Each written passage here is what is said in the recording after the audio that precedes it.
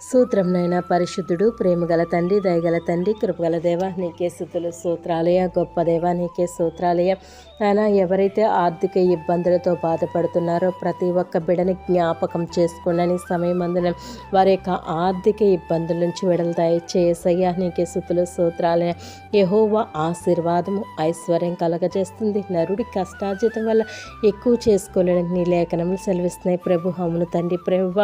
అవును తండ్రి నరుడు ఎంత ప్రయాసపడిన అది వ్యర్థమే తండ్రి నీ ఆశీర్వాదం లేకపోతే నాన్న ప్రతి ఒక్క బిడ్డ పైన నాన్న తండ్రి చేయుచున్న రెక్కల కష్టాజితాన్ని దీవించండి ఆశ్రయించిన 30 60 100 ఫలింపడానికి నన్ను కృపను దయచేయండి. ఇస్సాకు నాన్న తండ్రి ప్రభా ఇత్తనాలు వేస్తుండగా 100 ప్రతిఫలం ఇచ్చిన దేవా ప్రతి ఒక్క బిడ్డ నాన్న తండ్రి ఏ బిడ్డ అయితే